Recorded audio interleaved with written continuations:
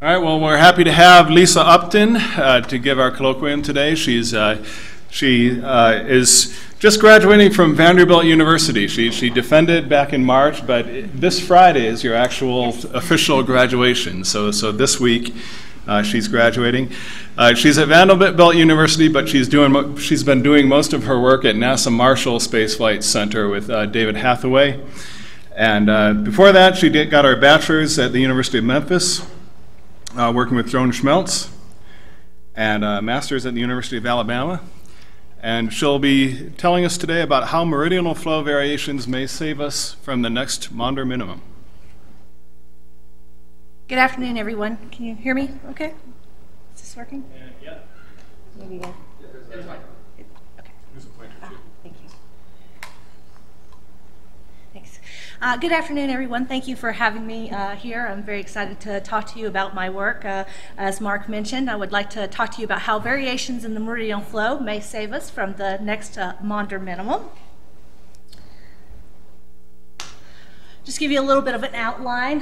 First, I'm going to begin with an introduction to the solar activity cycle. Then I'm going to talk about our brand new surface flux transport model that I've created along with Dr. David Hathaway at Marshall Space Flight Center. I'll go into detail about the near surface flows that are used in this model, the numerics of the transport, how we can use a data assimilation process to create a baseline, and how we use active region databases to simulate the emergence of active region sources. I'll then talk to you about a set of simulations that I have run and the results of those simulations, as well as go into a little bit of how this model can be used for predictive purposes, and then finally I will rehash the major conclusions of this talk. So we begin with sunspots, which are cool, dark regions on the surface of the sun where the magnetic field penetrates through the surface. These are regions that usually last from anywhere from a few days to a few weeks. When they were first observed, they were originally used to determine that the sun rotates in about 27 days, or 1 Carrington rotation. If we look at the sunspots, we notice that they have a characteristic tilt such that the leading polarity is more equatorward than the following polarity. This is known as Joy's law tilt. We also see that the polarity changes from one hemisphere to the next, and that this polarity reversals from one cycle to the next. This is commonly referred to as Hale's polarity law.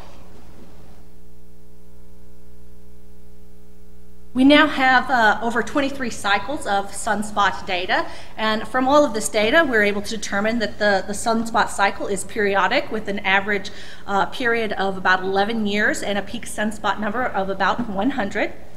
We know that sunspots appear in 2 bands on either side of the equator, that they migrate towards the equator over the course of the solar cycle, and that they generally overlap by about 2 to 3 years from one cycle to the next.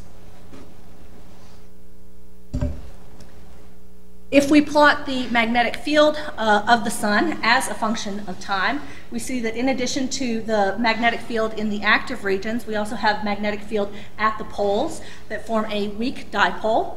The polarity of the polar fields reverses from one cycle to the next, and the timing of this reversal is about the time of solar cycle maximum. Back in 1961, Babcock created a phenomenological model to help explain the characteristics we see in the active regions and the sunspot cycle. In this model, we begin with a weak dipole. The differential rotation wraps the magnetic field around the sun where it is sheared and strengthened. As the magnetic field strengthens, it becomes buoyant, and it will rise up through the surface with the characteristic Joy's law and Hale's polarity law. From there, magnetic flux is shredded off of the active regions and becomes spread out through the convective motions. The leading polarity will eventually cancel across the equator, and the following polarity is transported to the poles via the meridional flow. The following polarity will then cancel the old polar fields and create a new polar field with the opposite polarity.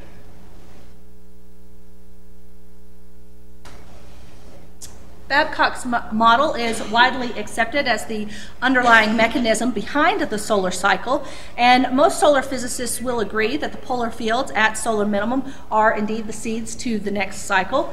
And indeed, we have good observations. These are observations from Munoz-Jaramillo that show that the polar field flux is a good indicator of the strength of the next cycle.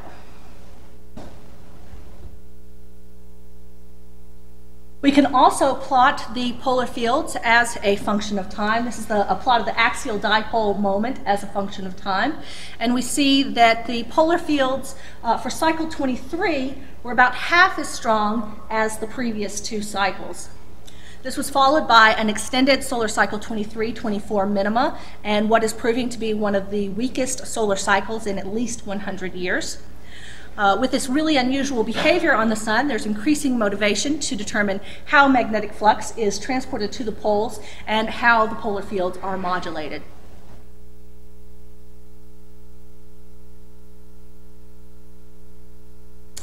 This brings me to the focus of my work. I would like to know specifically what led to the weaker cycle 23 polar fields and thus the extended solar minimum and weak cycle 24. To do this, I have three primary goals that I'll discuss today. I want to precisely measure the axisymmetric flows on the sun, use these measured flows to create a realistic surface flux transport model that doesn't need free parameters, and from this surface flux transport model, use the surface flux transport model to investigate the role of flux transport in modulating the solar activity cycle via the polar fields. So let's move on to the discussion of the surface flux transport model. Our surface flux transport model, we want to base it on the observations. So the first thing I'm going to do here is look at observations of the sun. What we see is a bipolar magnetic active region here, right here. The magnetic fields are shredded off this active region and are dispersed through the surface of the sun through the convective motions. The convective motions concentrate the flux into the boundaries around the supergranular cells, and where it is then transported by the axisymmetric flows. So as I said, our basis for our model is looking at the observations. So for us, ideally, a model should be able to reproduce the magnetic field evolution by adding in the active region sources and the observed flows without any free parameters. And this is the fundamental tenets of our model here. What we're trying to do is take these surface flows and these sources to create, replicate flux maps of the entire sun that can reproduce the magnetic butterfly diagram and the polar field plots. So let me talk to you about the flows that go into this model. We begin with the axisymmetric flows. This is the differential rotation and the meridional flow. Differential rotation occurs because the sun is not a solid body. The differential rotation changes with both depth and latitude and produces relative velocities of about 200 to 250 meters per second at the surface. The meridional flow are the north-south flows. They are poleward at the surface with velocities of about 10 to 20 meters per second. They are equatorward at some depth. Until recently, this equatorward return flow was thought to be at the base of the convection zone. However, new observations are showing a very shallow meridional return flow. In addition, there is some argument as to whether countercells may exist, both polar countercells or countercells in radius, and I'll talk to you a little bit about that more later. There are a number of different ways one could go about measuring the axisymmetric flows, but depending on which flow measurement you use, you're going to sample a different depth. Direct Doppler represents flows at the top of the photosphere. However, the direct Doppler measurements have to be disentangled, the meridional flow measurements have to be disentangled from a much, much larger convective blue shift signal.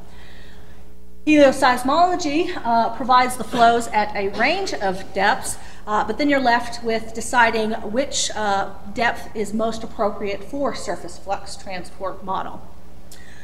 We have chose magnetic element tracking strictly because it is the most direct method, because it describes the velocities of the magnetic elements themselves.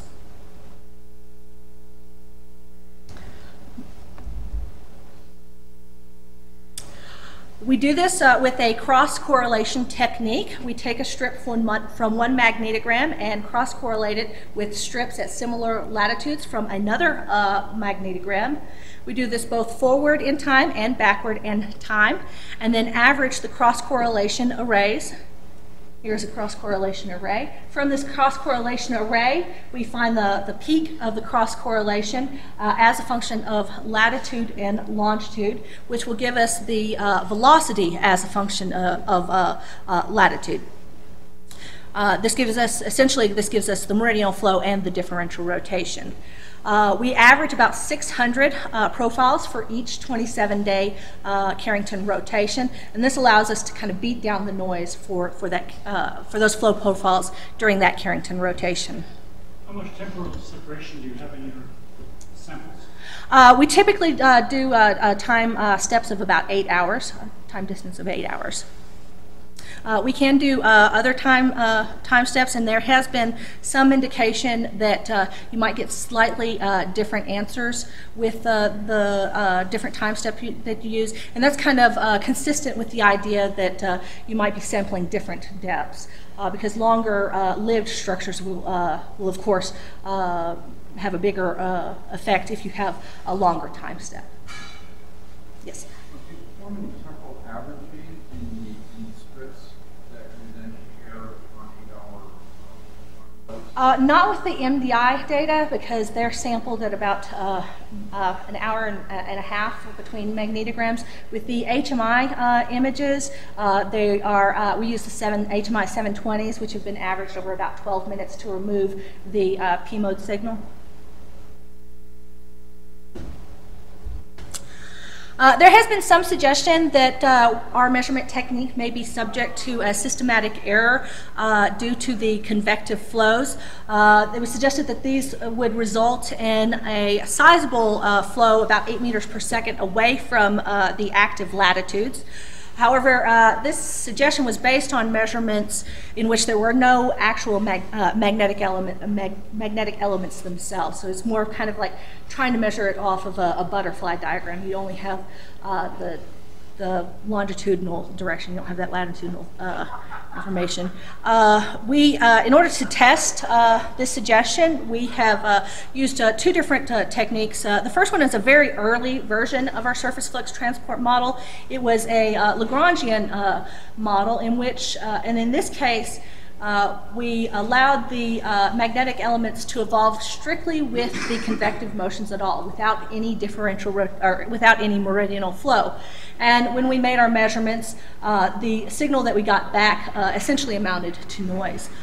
More recently, with our latest version of the surface flux transport model, we've actually put in a meridional flow profile and are able to reproduce the profile that we did put in. So we really don't think that this systematic error comes into play when you're making measurements of feature tracking measurements of the small magnetic elements. When you're tracking much larger features, definitely it's going to come into play, or if you're trying to make these measurements, for instance, off a magnetic butterfly diagram, you're not going to be able to disentangle the convective flows from the meridional flow, but when you're doing it with the small magnetic elements, you actually can disentangle those two.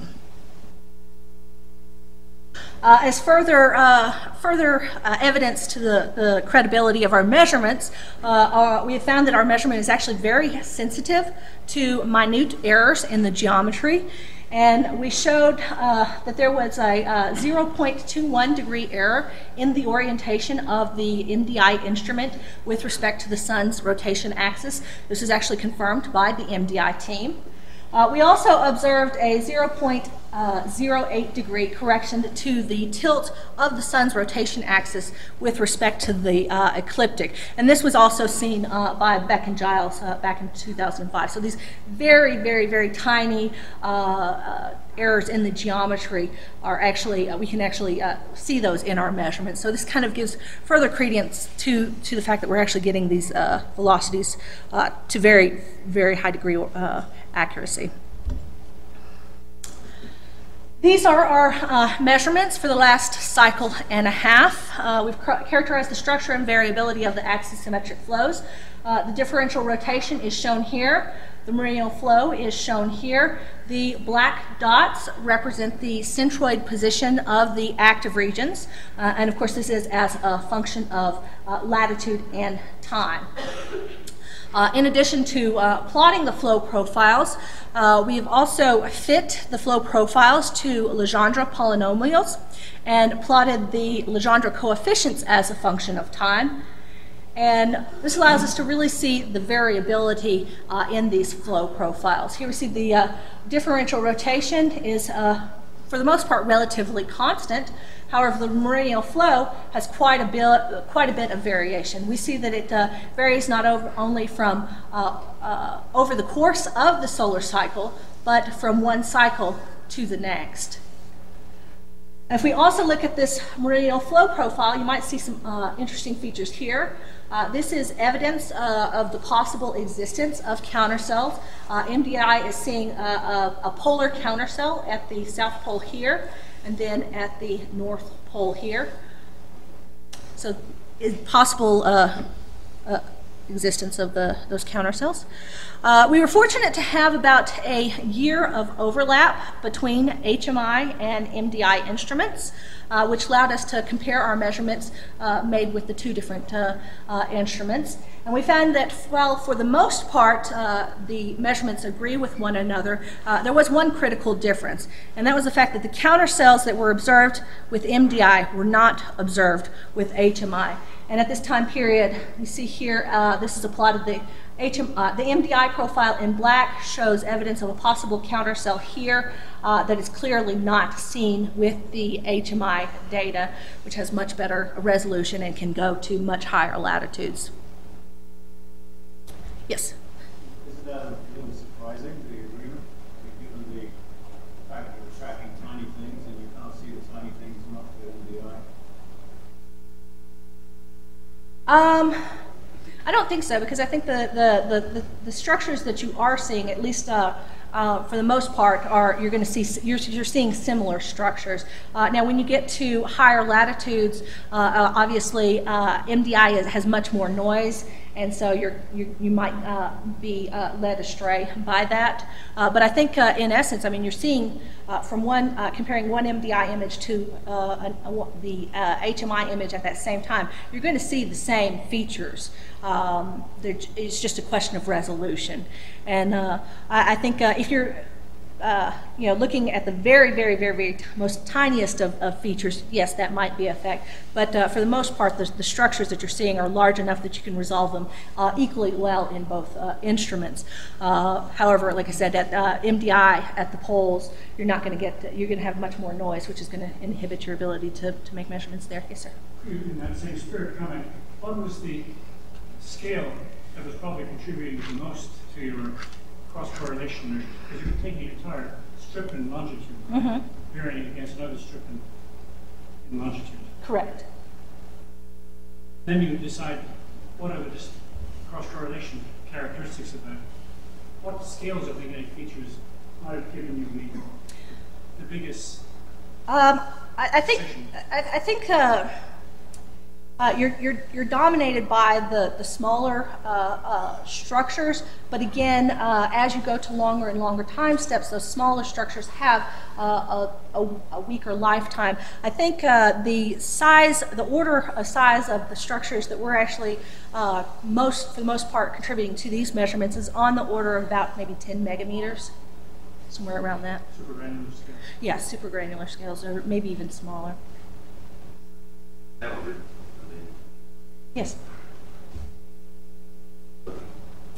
Again, I think that's around the order of about maybe 10 to 14 megameters. I think is what Dave actually did a talk or had a paper recently where he was using Doppler measurements to track the motions of to measure the meridional flow, and he found that with different time lags there, you also got different measurements depending on which time lags you used. And the measurements, I believe, were most consistent with depths that corresponded to about 10 to 15 megameters.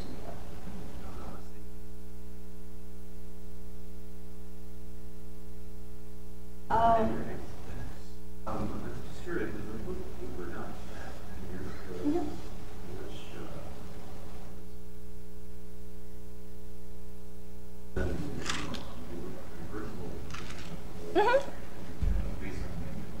That was probably Dave's paper. That was he was using it. No, he was using Doppler images too. I'm just wondering what the scale was.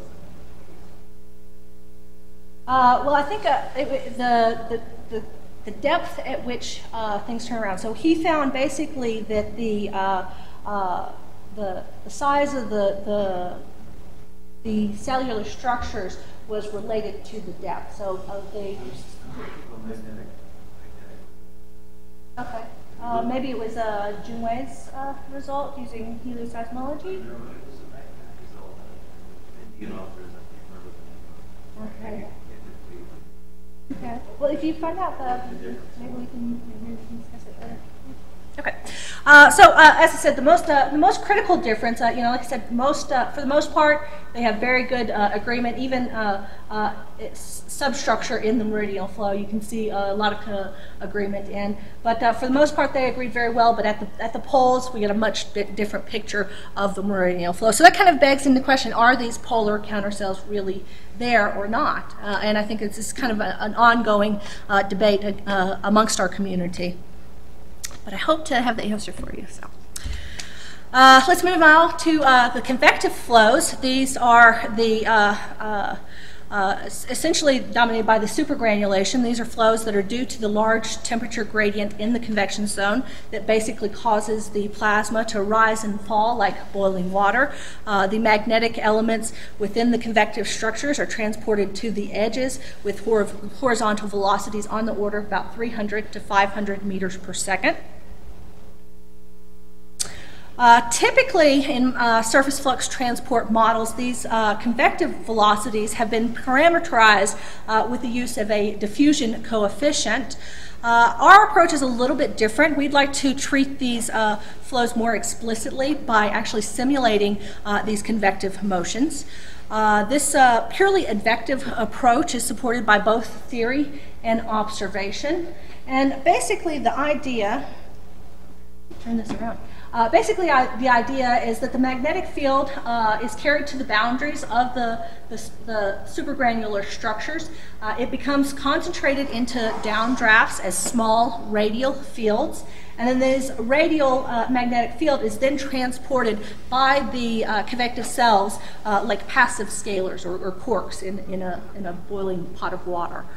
And so this is kind of the approach that we're taking here.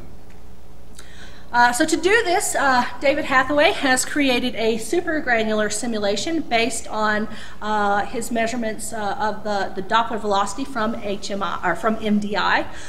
This simulation uses an evolving spectrum of spherical harmonics that reproduces the observed velocity spectrum. Let's see, so this is the observed convection spectrum. And here it is as a function of spherical harmonic wave number. But it reproduces the velocity spectrum, the cell lifetimes, and the cell motions in both latitude and longitude. And I challenge you to tell me which one is the real Dopplergram. Anyone know? It's definitely the bottom. Definitely the bottom one?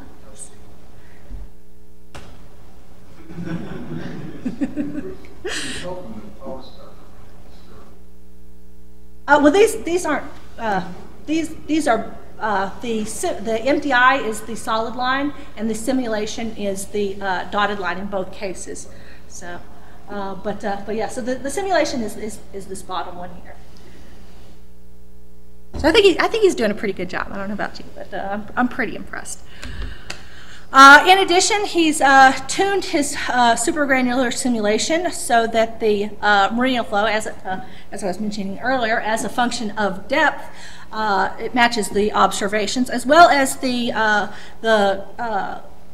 correlation coefficient. As I said, as you go to longer time lags, you've got less of the smaller structures, and so the cross-correlation coefficient decreases as you go to longer and longer time lags. And these are his measurements with the Meridional flow with the Doppler spectrum. We show with the 2-hour time lag, 4-hour time lag, and then it reverses at 24 hours. It essentially goes to 0, and then we see a Meridional turn flow here.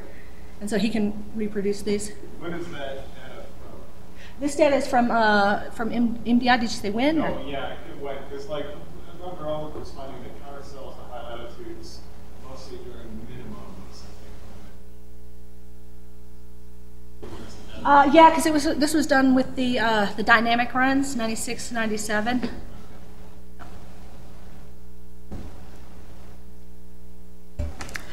So now we have two different components. We have the axisymmetric flows and the turbulent convective flows. We combine the meridional flow that we measured, the differential rotation that we measured, and the supergranular simulation that Dave has created to create a set of vector velocities. In addition, we have incorporated an additional feature which we refer to as magnetic quenching, and this basically takes into account that inside active regions the beta is low and the magnetic field basically quenches convection, and so the velocities in the magnetic regions, very strong magnetic active regions, are reduced. And so to simulate this effect, we have reduced the velocities where the magnetic field is strong. You mean the supergranular velocities or the mean flow velocities? Both. Because both go into making the vector velocities, and then we also add in the meridional flow and differential rotation. So I think that both are, in essence, quenched. All right, so let's talk about the numerics of the model. This model is basically based on the fact that fluid dynamics can describe plasma flows. In the sun, we have high conductivity, which means that the fields are essentially frozen into the plasma. In most places on the sun, you got a high beta, and so the magnetic fields are going to follow the plasma. The basis of our surface flux transport model comes out of the induction equation. We have the radial magnetic field, the horizontal velocity vector given by the flows I mentioned earlier. The S is a magnetic source term. These are going to be the active regions that you put into the model. And then we also include diffusivity, but this is different than the diffusivity that's traditionally used in surface flux transport. They typically use it to simulate diffusion, but in our case it's only for numerical stability, and I'll go into that a little bit more detail later. So we solve our surface flux transport equation with finite differencing, explicit finite differencing. Our regime is first order accurate in time and second order accurate in space. As I mentioned, we have to be careful with numerical stability. Anytime you do explicit finite differencing, you have to worry about the CFL condition. In our case, that means that our grid spacing needs to be at least 4,000 megameters. In order to maintain this grid spacing, we've created a modified grid that reduces the number of grid points as you go up in latitude. And when you get to the poles, we're down to about eight grid points at the poles. As I mentioned earlier, we do have a diffusivity term. We do have a little bit of overshoot that can occur that can cause ringing artifacts in our data. So to combat that, those ringing artifacts, we do include that small diffusivity to basically diffuse out those ringing artifacts. What is 4,000 megameters? That's your mesh spacing? That's the grid spacing, correct. Isn't that rather large? Or what made you choose that? I think we started with about 1024 points in 10.24 points at the equator, and we found that because that was about the resolution of the MDI data, and so that's where we started at 1024 points at the equator. We really can't go too much smaller because then we do run into the stability conditions. We really need to have at least grid spacing of at least that size in order to not run into the CFL condition. If we go any larger than that, our velocities are just going to be too big for it to be a stable to be stable. Okay, our surface flux transport model operates under two different regimes. One regime is the data assimilation regime, and the other regime is to simulate active region sources based on active region databases. The data assimilation regime is basically, we use it to provide us with the closest contact with observation. By assimilating data at each time step, we're able to, or not at each time step, but as the magnetograms are available, we're able to correct for any differences between the from our model and the observed magnetic field. And we basically use this data assimilation process just to create a baseline for a good comparison with our simulations. The simulations themselves run by simulating the emergence of active regions based on data from active region databases. It incorporates the observations and the statistics. And this is the regime that we use when we want to investigate details of the flux transport, or if we want to look into using the model for predictive purposes. We want to simulate that active region emergence. So let me go into a little bit more detail about how we assimilate data. We basically, this is kind of similar to doing like a Kalman filter in the sense that we're going to take a weighted average of the modeled expectation and the observed and the observations. To create a new map, we start with what our model says. And then we have weights assigned to those each of those positions. These weights fall off by about 1/e at the equator, but and several months at the poles. This is because we don't see the poles for 6 months at a time, so we want to maintain that information for much longer periods at the poles. Then we have the observations. And in this case, we have the highest confidence with the observations at disk center. And this is because as you go towards the limb, you're going to have more noise, and also because you're going to have line of sight effects that may cause active regions to have penumbra that look like they're the opposite polarity. So we have much higher confidence at the equator. So to create the next time step, we take our prediction, multiply it by its weight, add in the observations multiplied by its weight, and then divide by the sum of the two weights to make the next time step. This is a video that shows the flux transport in action. Inside of the ring here is where the data is being assimilated. Outside is where the surface flux transport is going on, and you see that we're doing a really good job of replicating what we actually observed on the sun. When the ring comes around, you're going to find magnetic regions are roughly in the area that you would expect them to be. But more importantly, because we use the supergranular simulation, we're able to reproduce the magnetic network. And I think this is a really critical aspect of surface flux transport, is to have that stochastic process involved there. If we create a magnetic butterfly diagram with this baseline model, we see that it is essentially identical to the observations, and this is why we have a good confidence. This is a good metric for comparison with our simulations. This is the closest contact our model can get with reality.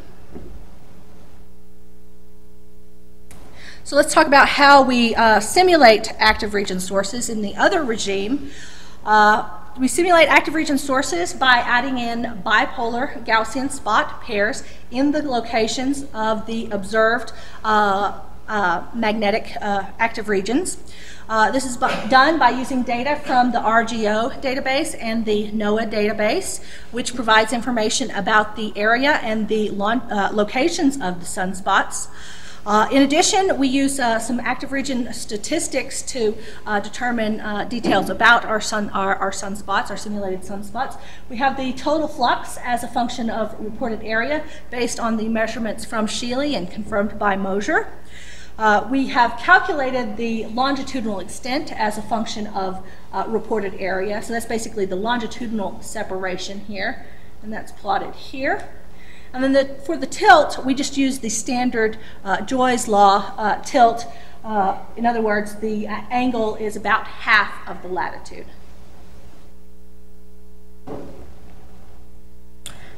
Here I have plotted all of the sunspots for an individual year for 4 different years.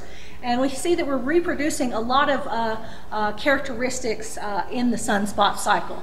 We start at solar maximum with a lot of activity, and we move to solar minimum.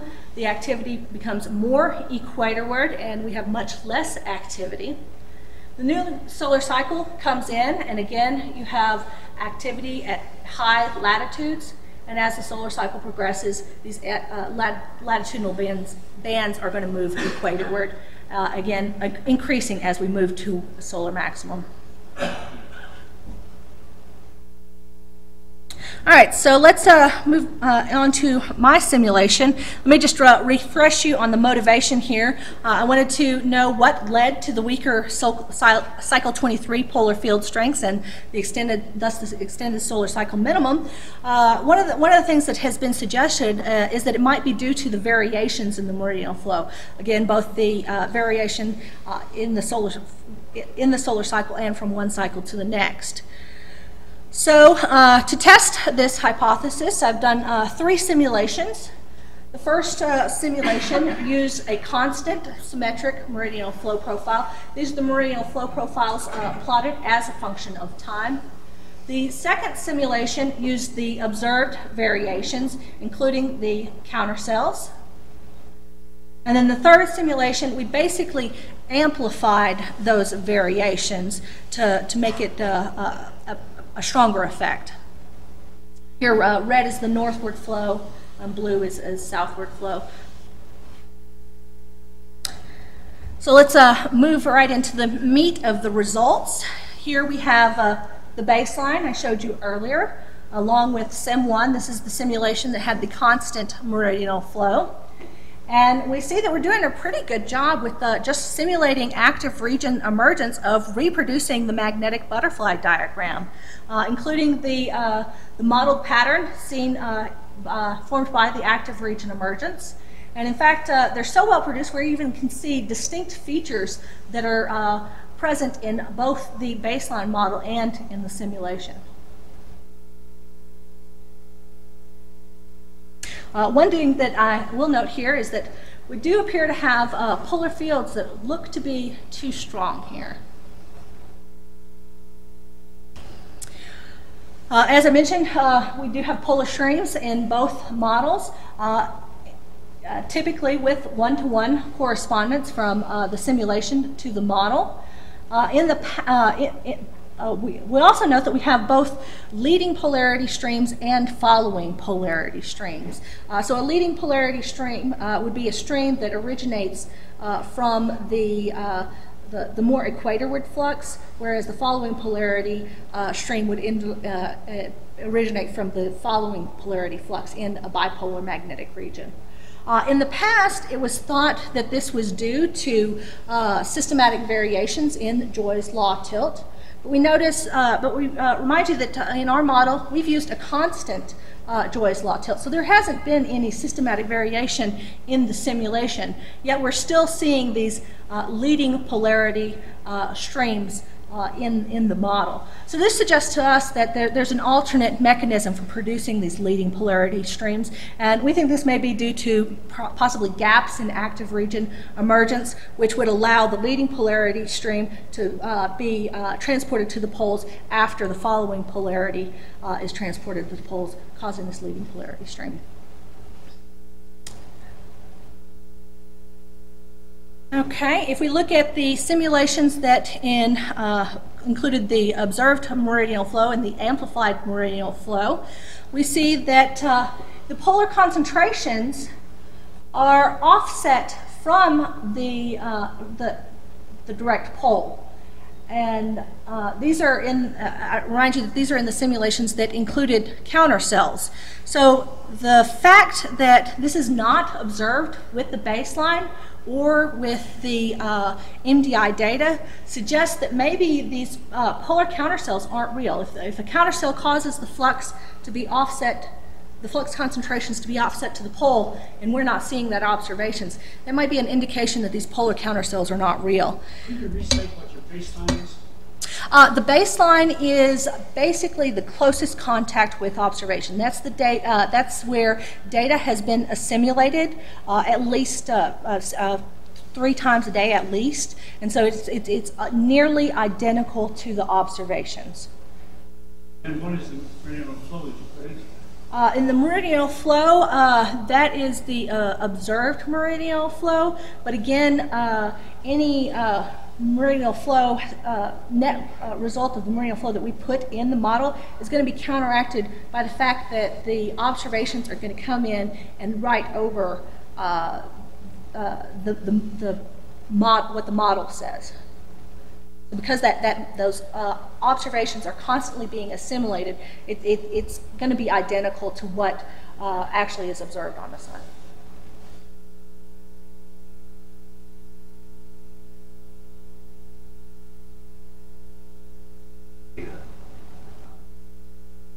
Those were seen for us. We see them in the MDI data.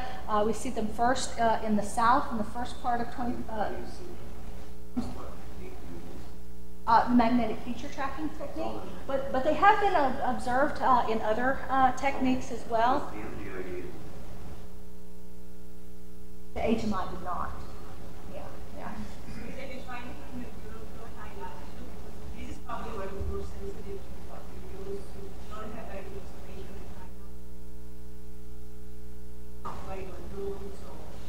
I think with the HMI data, we're doing a pretty good job of making those measurements at the poles. In particular, I'm sorry. With MDI, it's not as clean. There's a lot more noise in the data near the limb, so it's subject to that. But there's also it's not just seen in this data, it's not just seen in the meridional flow. If you look at a plot of the magnetic butterfly diagram, and this is whether you make it with our baseline model or you make it directly from the magnetograms, you're going to see these little dips, little annual signal, and this is kind of a signature that maybe there's some small error in the geometry that's still not accounted for. I think maybe it was there was somebody that suggested that maybe there's possible an elliptical offset that hasn't yet been accounted for with the MDI data. But there's also this, so that may be a possible source of false counter cells, at least for this measurement technique. You say your weighting function drops off toward the limb, so if it's one at the equator, what is it? How much do you weigh the polar fields? You assimilate all latitudes equal? We assimilate all latitudes. It is I think a hyperbolic tangent, so it's fairly, we're getting most of it at disk center, and then as you get closer and closer to the limb, it's going to fall off more rapidly. So how rapidly at the poles? Is it half of the equator? I'm not sure what the exact percentages. If I had, I was wondering how those polar fields, how much of that is getting into the data assimilation? Well, the polar fields, the data assimilation process, I mean, the fact that we're seeing this annual signal at all means that it is getting in there, because that annual signal comes from the MDI instrument. So the fact that we're seeing it in our data assimilation means that we are picking up that signal from the MDI instrument. So like I said, if you looked at a magnetic butterfly diagram that was created strictly from magnetograms only, you're going to get the same picture with those with that annual signal up there. So I think we're doing a pretty good job of assimilating the data, even at high latitudes. Although it we have less confidence in it. So when we go to when we transport it, some of the measurements are going to come in from what we've predicted, but I think enough is coming in that you're still being true to the observations. So furthermore, if we look at magnetic history, and this kind of shows you the same kind of thing. This part right here is the supplemented with the MDI data, and you're seeing that annual signal there. But furthermore, these concentrations haven't been offset from the poles in the entire magnetic history.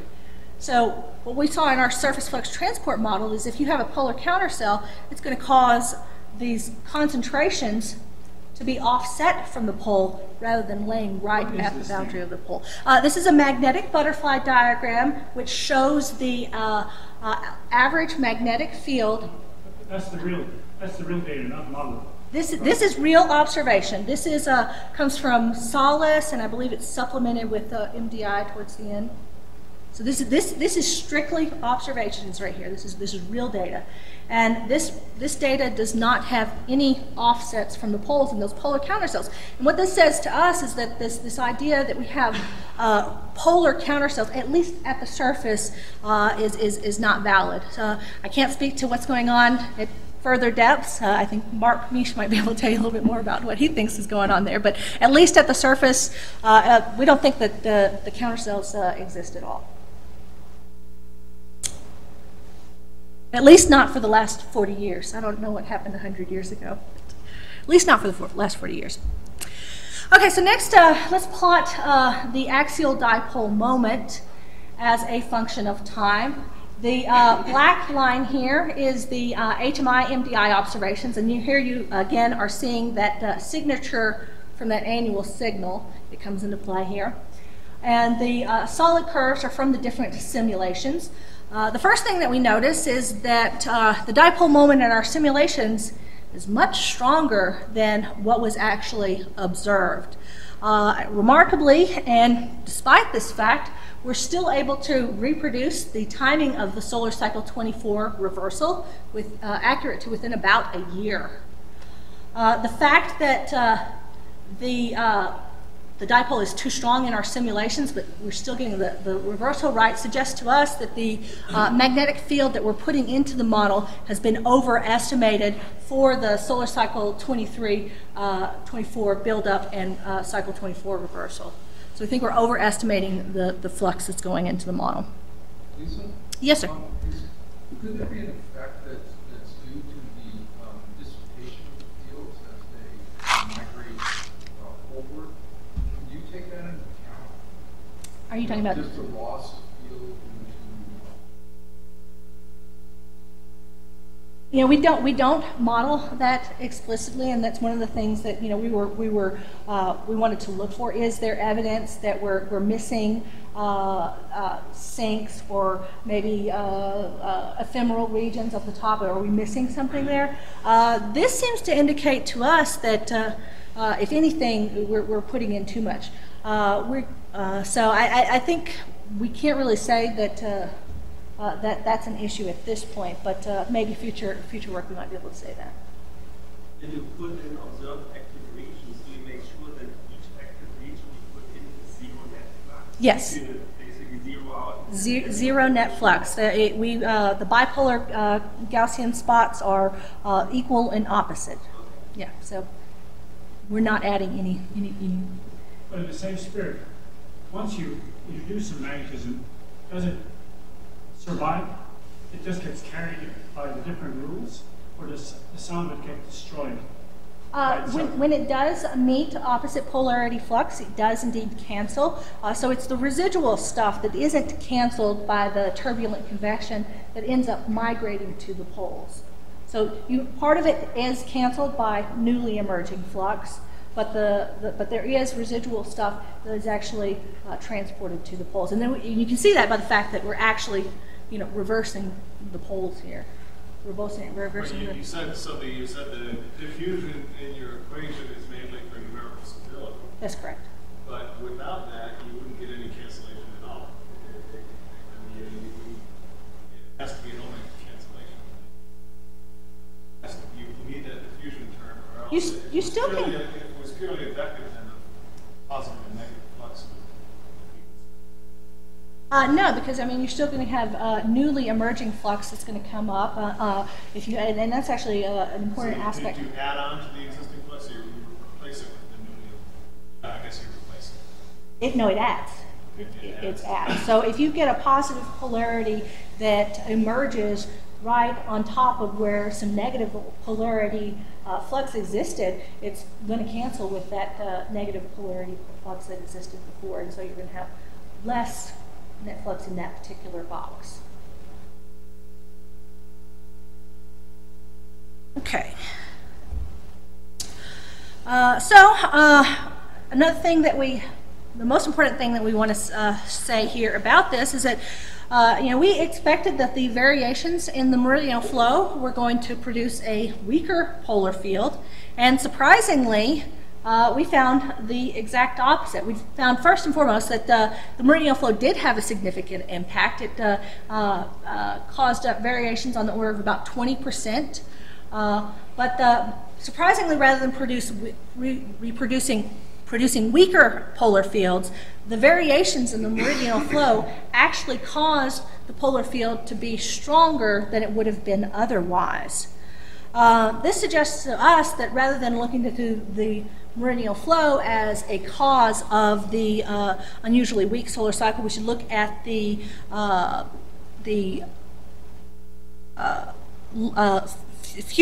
emergence of fewer active regions in cycle 23. And in fact, if we look at the sunspot cycle, we see that cycle 23 had a peak sunspot number of about 120, whereas the previous solar cycles had peak sunspot numbers of about 120.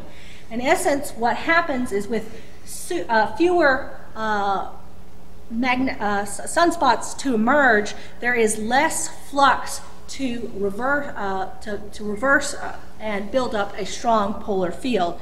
So it's going to produce it's going to produce a weaker polar field. And again, we see that trend kind of continuing. So let me talk to you about how we can use this surface flux transport model for predictive purposes. What we need to do if we're going to make predictions is we need proxies for solar cycles. And what we've done is we've looked at previous solar cycles and found solar cycles that were similar in shape and amplitude and used these to simulate the active region's emergence. We've chosen cycle 17 as a proxy for solar cycle 23, and we've chosen cycle 14 as a proxy for solar cycle 24.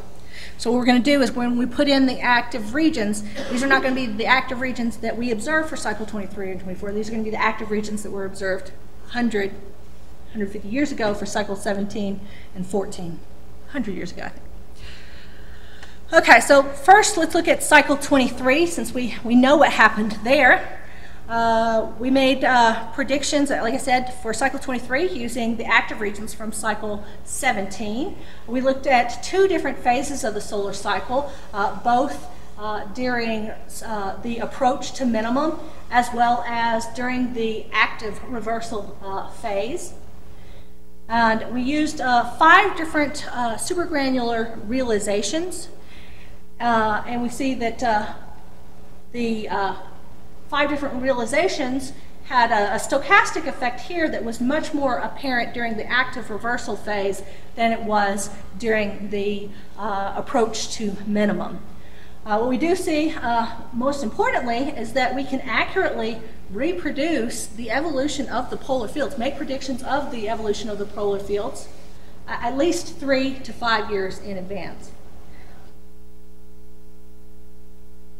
So let's take a look at a prediction we made last year for how cycle 24 would evolve. And again, we did this with using cycle 14 active regions, again with 5 different realizations of the supergranules. And the first thing I see here is that we see indication of a possible relapse in the polar field evolution. It looks like it's going to reverse, but wait, not quite yet, and then it comes back up and reverses. So this is what our prediction a year ago made. Obviously, predictions that we make much closer to cycle minimum will provide a much better estimate of what the polar fields will be at minimum, and we'll be able to actually use this to predict what solar cycle 25 will look like. Is it going to be weak like 24, or are we going to see some kind of resurgence? So since it's been a year since we made these observations, I'm going to blink over to what the actual observations show. And we see this characteristic dip actually did occur as we had predicted. And now the polar fields are starting to take off. Both the predictions and the observations give an axial dipole moment for last month of about 0.1 Gauss. And as I said, I think we're doing a pretty good job. I think we can have pretty good confidence in these measurements, at least for a year, another year or two. 2 to 3 years in advance, we're doing pretty good. So let me just rehash my conclusions real quick. I think we have the best flow measurements currently available for surface flux transport modeling. We're modeling, we're measuring the actual things that are being transported by surface flux transport models. So if you want to transport flux, use these measurements. We do find a systematic variation in the meridional flow, both over the solar cycle and from one cycle to next. And this can be used to help better constrain models. We think our surface flux transport model is working great, that we can faithfully reproduce the evolution of the sun's surface magnetic field without the need of free parameters. But we do need to better constrain our active region sources. As I mentioned, as I showed you earlier, we're getting too much flux in there. Leading polarity streams are not just due to variation in Joy's law tilt, but could also be due to gaps in emergence. We find that there were, these results indicate that there were no polar countercells in the meridional flow during the entire magnetic record of the sun.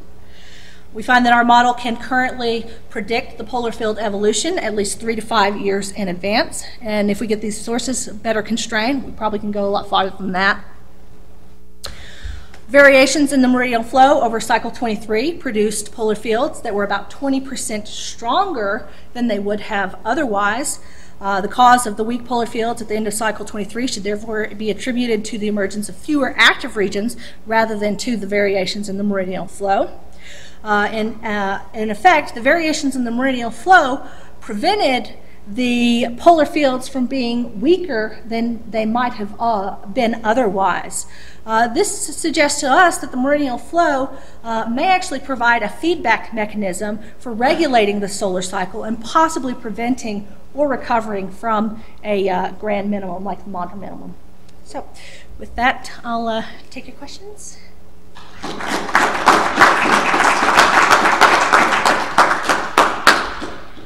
I don't think we have the handheld microphone, so we'll just have to speak loudly. Yeah. I was just curious about what you allude to these different realizations of the flow pattern, the supergranulation. What do you mean by that? Okay, so basically what I mean is you've got an evolving spectrum of supergranule cells, and the different realizations have the same statistical properties, but the placement of each individual supergranule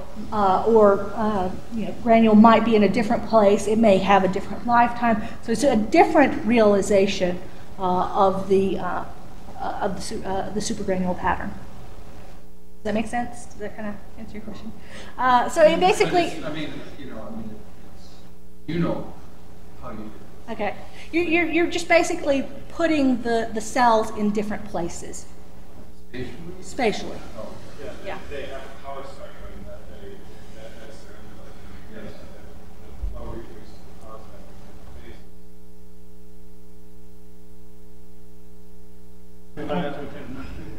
Oh, it says yeah, Charlie found the mic.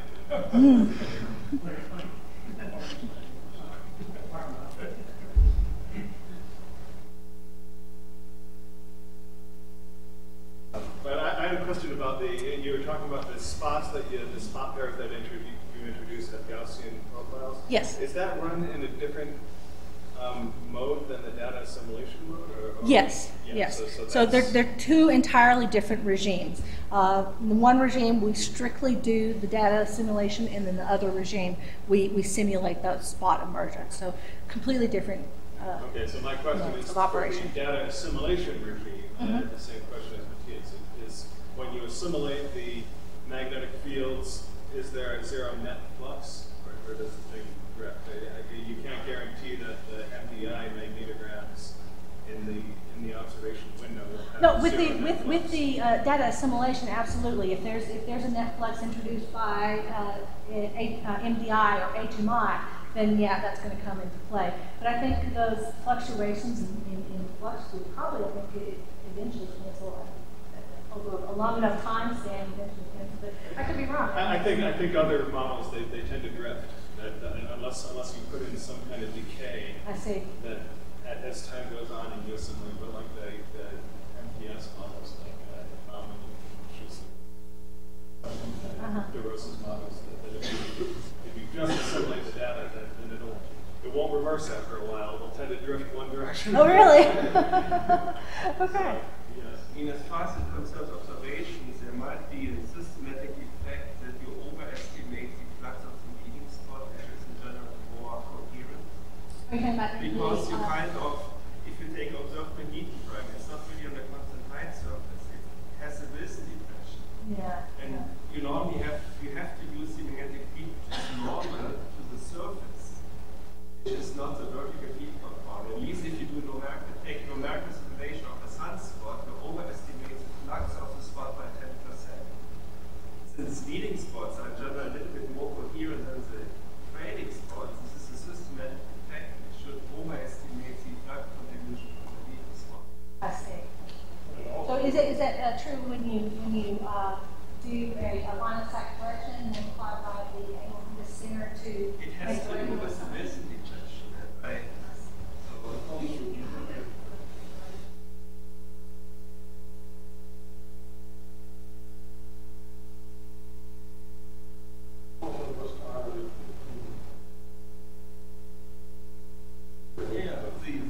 You should overestimate, I mean, you should get the net imbalance of an active region, which is basically the polarity of the leading spot.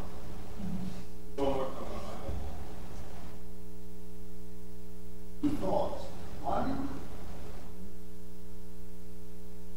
wondering whether the difference between the landing factor of the lines used by MDI and HMI has a significant different feed on the magnetic feature that we have on the sun, and to what degree that has been so far simulated and discussed. That's the one point. The second point is you were making two claims from the simulations that refer to the polar fields and even the prediction of the polar fields. But as I understood your results, you systematically get two strong fields at the pole with your mechanism. Isn't that makes me uncomfortable in doing any claims on the polar field. I agree with you absolutely, and so let me move to a slide that shows you where we're going next. And the next place we're going with that is to look at and see how well are we actually estimating the amount of flux as a function of area. And so what the plot on the your right shows is the sunspot area as a function of flux. And this is based on MDI measurements. And we're seeing, what we're seeing indicates that there actually is observations that may indicate that that the measurement prescribed by Shealy and then Mosier may be overestimated. So what we've done, just as a preliminary test of this, is to reduce the amount of flux we're putting in as a function of area, multiply it essentially by a factor of 0.7, so we're not putting in as much flux. And you see we do a much better job of reproducing the evolution of that polar field. You mentioned that your resolution grid on which you do this game is 4,000 by 4,000 megameters on the side. Is that right? That's what it said on the slide. The delta X is about 4,000 megameters for a grid point. I think 4 megameters. I was wondering. So, sorry. The slide said 4,000. Yeah, four. I think 1,000 points across in longitude is about 4. For the radiuses. Kilometers. Oh, sorry. Let's thank. Oh, did you have one more? The question is, had you checked some of the results based on what the resolution was of the grid that you were using? Because the cancellation and everything else occurs on certain scales. Yes. I'm not sure I'm following the question. Well, you ran the model with a certain spatial grid. Yes. Which is now 4 megameters by 4 megameters. So, did you look at the results as a consequence of higher resolution or lower resolution runs? No, we haven't done that at this point. One of the things that is in the works, though, is Dave has been discussing with Naji Mansour and Alan Tennant, or not, sorry, not Alan Tennant, Ray at Ames. And what they would like to do is move from this adaptive grid that we're using and put everything into a spherical harmonic type regime. So we're not having this odd grid spacing. So we do want to move into a direction where we get rid of this kind of awkward grid, but I don't know if that helps. I think we should stop there. Feel free to stick around if you want to ask more questions to us.